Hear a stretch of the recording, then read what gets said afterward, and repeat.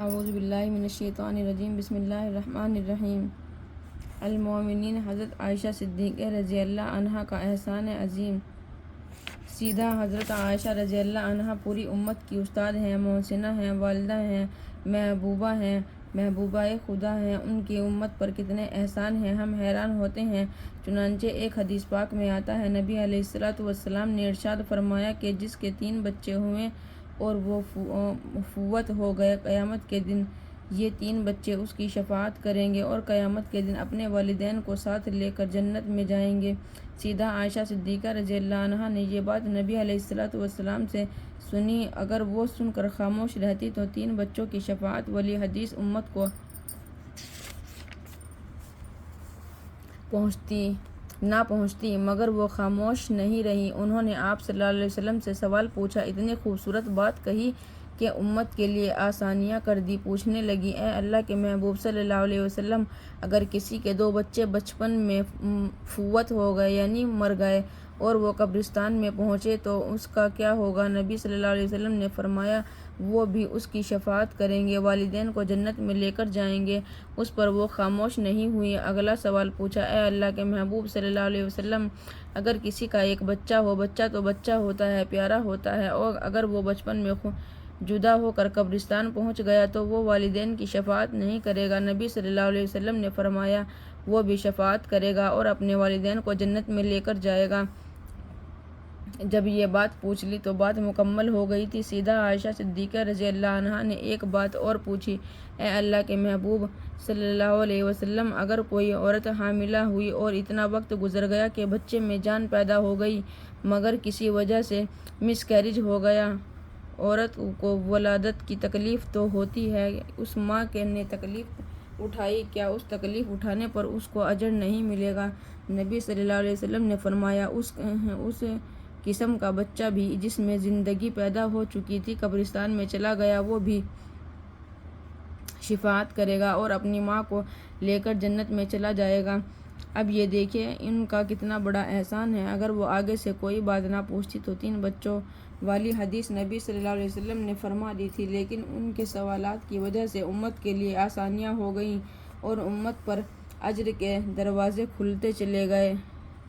تو اس سے معلوم ہوا کہ حضرت عائشہ صدیقہ رضی اللہ عنہا امت کی محسنہ ہیں۔ حضرت عبداللہ بن عباس رضی اللہ عنہ امام المفسرین کہلاتے ہیں۔ یہ حضرت عائشہ صدیقہ رضی اللہ عنہا کے شاگرد تھے۔ پردے میں بیٹھ کر یہ ان سے تفسیر کے نکات پوچھا کرتے تھے۔ یہی نہیں کہ صحابہ اکرام رضی اللہ عنہم تک یہ سلسلہ رہا، بلکہ بعد میں کے اولیاء میں بھی ایسی باخدا عورتیں گزری جنہوں نے اپنے بچوں کی تربیت کی اور ان کو معرفت کی باتیں سکھائی۔ امام غزالی رحمۃ اللہ کا علم معرفت۔ امام غزالی رحمۃ اللہ علیہ 2 بھائی تھے، ایک کا نام محمد تھا اور ایک کا نام احمد تھا۔ محمد غزالی رحمۃ اللہ علیہ اور احمد غزالی رحمۃ اللہ علیہ دونوں بھائی بڑے نیک تھے، مگر ایک کا رجحان علم کی طرف زیادہ تھا اور دوسرے کا رجحان ذکر کی طرف زیادہ تھا، جس کو ہم امام غزالی رحمۃ اللہ علیہ کہتے ہیں۔ یہ عالم تھے، اپنے وقت کے بہت بڑے واعظ اور خطیب تھے، اپنے وقت کے قاضی تھے، ایک بڑی مسجد کے امام بھی تھے۔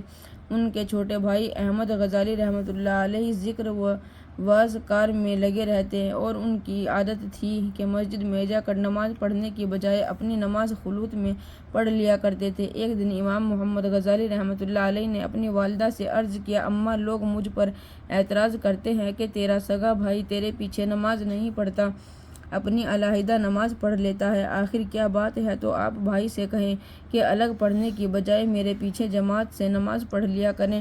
ماں نے چھوٹے بیٹے کو بلایا، بیٹے تم بڑے بھائی کے پیچھے نماز پڑھ لیا کرو۔ کہنے لگی، امی میں پڑھوں گا۔ چنانچہ اگلی نماز میں امام محمد غزالی رحمۃ اللہ علیہ نے امامت کی اور احمد غزالی رحمۃ اللہ علیہ ان کے پیچھے نیت باندھ لی۔ جب دوسری رکعت میں کھڑے ہوئے تو احمد غزالی رحمۃ اللہ علیہ نے نماز کی نیت توڑ دی اور جماعت میں سے نکل کر علیحدہ نماز پڑھی، گھر آ گئے۔ اب نماز کے بعد لوگوں نے امام محمد غزالی رحمۃ اللہ پر اور اعتراض کیے کہ تیرے بھائی نے تو 1 رکعت پڑھی اور دوسری رکعت میں نماز توڑ کر چلے گئے۔ امام غزالی بڑے مغموم ہوئے۔ پریشان ہوئے، پھر آ کر والدہ کی خدمت میں عرض کیا، اماں بھائی نے تو 1 رکعت پڑھی، نماز توڑ کر آ گئے، میری بے عزتی اور زیادہ کروا دی۔ ماں نے بلا کر پوچھا، بیٹے نے یہ کیا کام کر دکھایا؟ بیٹے نے کہا، امی جب تک یہ اللہ کی نماز پڑھ رہے تھے میں ان کے پیچھے کھڑا تھا، جب یہ اللہ کی نماز پڑھنے کی بجائے اور چیزوں میں مشغول ہو گئے تو میں نے نماز توڑ دی۔ امی انہی سے پوچھو۔ ماں نے پوچھا، محمد غزالی رحمۃ اللہ علیہ معاملہ کیا ہے؟ امام غزالی رحمۃ اللہ علیہ کی آنکھوں سے آنسو آ گئے۔ امی بھائی کہتا تو ٹھیک ہے، میں نے جب نماز کی نیت باندھی تو میری توجہ اللہ رب العزت کی طرف تھی، میں نماز کی پہلی رکعت توجہ کے ساتھ پڑھتا رہا، جب دوسری رکعت میں کھڑا ہوا تو میں نماز سے پہلے عورتوں کے حیض و نفاس کے مسائل کا مطالعہ کر رہا تھا، انہی مسائل کی طرف میرا دھیان چلا گیا تھوڑی دیر کے لیے، پھر میں نے توجہ ٹھیک کر لی تو جب یہ بات انہوں نے کی تو ماں نے ٹھنڈی سانس لی۔ دونوں بیٹے حیران ہوئے، اماں آپ ٹھنڈی سانس کیوں لے رہی ہیں؟ کہنے لگی، میرے 2 بیٹے اور دونوں میرے کسی کام کے نہ ہوئے۔ بڑی حیرانی ہوئی ان کو سن کر۔ امام محمد غزالی رحمۃ اللہ علیہ نے کہا، امی میں بھی کسی کام کا نہیں۔ امام احمد غزالی رحمۃ اللہ علیہ نے پوچھا، امی میں بھی کسی کام کا نہیں؟ ماں نے کہا، تم دونوں میرے کسی کام کے بیٹے نہ بنے تو انہوں نے پوچھا، وجہ کیا ہے؟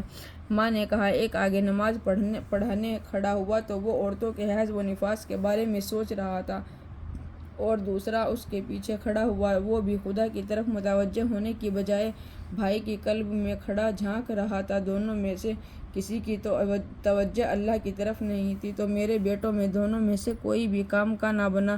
سوچنے کی بات ہے، جب عورت معرفت کا علم حاصل کرتی ہے تو اتنی بلندیوں کو پا لیتی ہے کہ بڑے بڑے ولیوں کی تربیت کرتی ہے اور ان کو معرفت کے نکات سمجھا دیتی ہے۔